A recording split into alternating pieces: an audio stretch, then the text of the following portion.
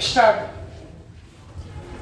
महोदय, इससे बड़ी विडंबना क्या होगी कि 21वीं सदी का सफर करते जिस भारत में अर्थव्यवस्था और विकास की नई ऊंचाइयां छूने की बातें मुख्य धारा के विमर्श के केंद्र में है, वहीं आज भी यहाँ महिलाएं हर रोज बहुस्तरीय जोखिम के बीच अपनी जिंदगी गुजार रही है। आखिर ऐसा क्यों है कि किसी वजह से एक महिला का सड़क पर निकलना खतरे से खाली नहीं है। दूरदराज के इलाकों की हालत तो दूर शहरों, महानगरों और यहाँ तक कि देश की राजधानी में भी अगर महिलाएं सुरक्षित और सहज जिंदगी को लेकर निश्चिंत नहीं है, तो यह किस तरह का विकास है। हाल में अपना काम खत्म करके घर लौटती लड़की कार में फंसी रही और उसमें सवार लोग कई किलोमीटर तक उसे घसीटते रहे, जिसकी वजह से बेहद दर्दनाक तरीके से उसकी मौत हो गई। इस तरह की घटना को क्या सिर्फ कोई सड़क हादसा मानकर नजरअंदाज किया जा सकता है? क्या ऐसी ही अनदेखी और उदासीनता का नतीजा यह नहीं है कि आज भी महिलाएं खुद को सुरक्षित नहीं पाती हैं? शायद यही वजह है कि दिल्ली महिला आयोग ने केंद्र गृह सचिव को पत्र लिखकर महिलाओं के खिलाफ अपराध से निपटने के संदर्भ में समन्वित नीति बनाने के लिए उच्च स्तरीय समिति बनाने की मांग की है। अफसोसनाक है कि कहीं हादसे या कहीं संबंध के नाम पर तो कहीं किसी और वजह से ज्यादातर महिलाएं हर वक्त एक प्रत्यक्ष या परोक्ष जोखिम से गुजरती रहती हैं।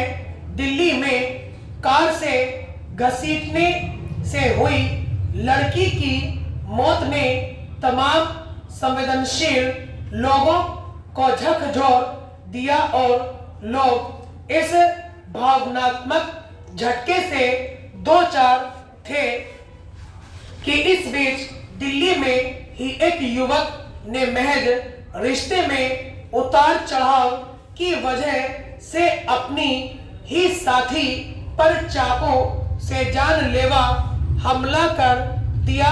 अक्सर होने वाली ऐसी घटनाओं के बाद तकनीकी मदद से कई बार आरोपी पकड़ में तो आ जाते हैं, लेकिन अब तक ऐसा संभव नहीं हो सका है जिसमें आपराधिक प्रवृत्ति वाले किसी शख्स को ऐसी वारदात को अंजाम देने से पहले रोका जा सके।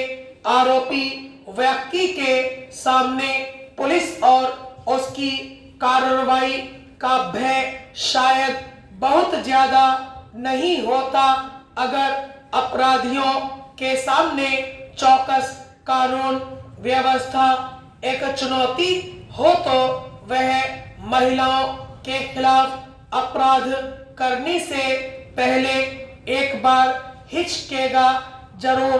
करीब 10 साल पहले दिल्ली में जब चलती बस में निर्भया से बलात्कार और उसकी हत्या की बर्बर घटना सामने आई थी, तब देश भर में उसे लेकर एक आंदोलन खड़ा हो गया था।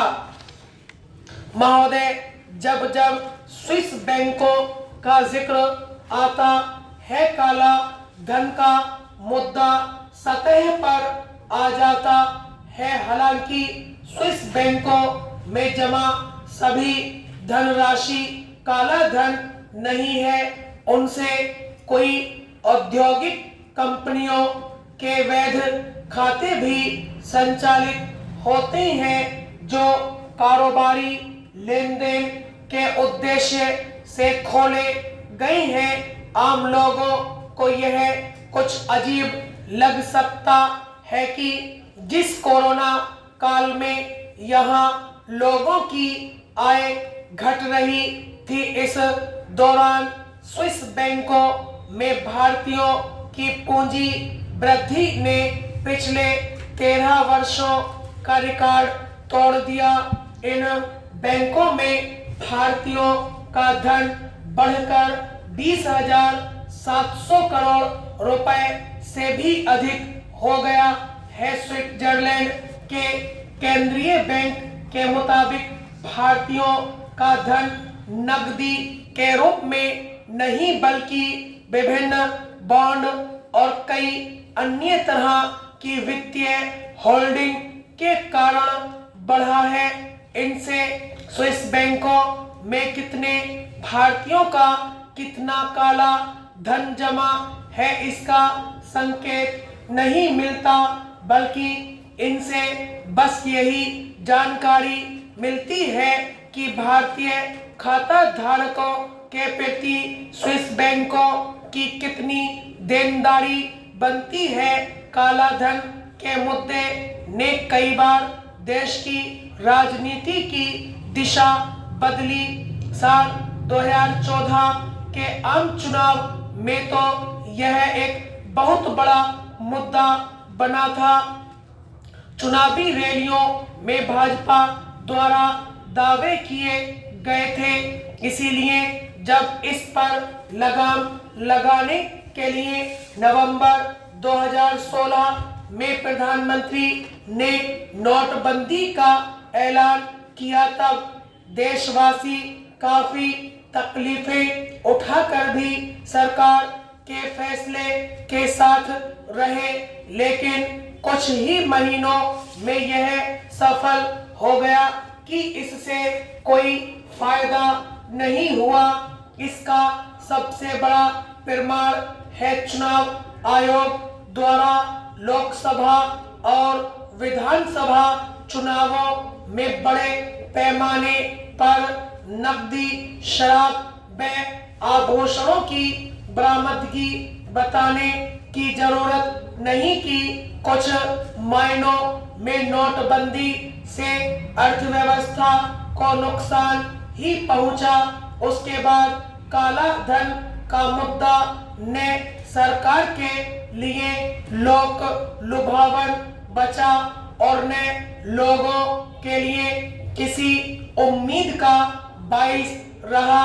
फिर भी इसको नियंत्रित करने की प्रशासन की कोशिशें बंद नहीं हुई, हो भी नहीं सकती, क्योंकि यह अंततः देश की अर्थव्यवस्था को खोखला करता है। यह एक कटु सच्चाई है कि भारत ही नहीं, अमेरिका और ब्रिटेन जैसे देशों में भी कोरोना काल में आम लोगों की जिंदगी दुश्वार हुई, पर शीर्ष के धनपतियों व उनकी कंपनियों के खजाने में अरबों की दौलत बढ़ी।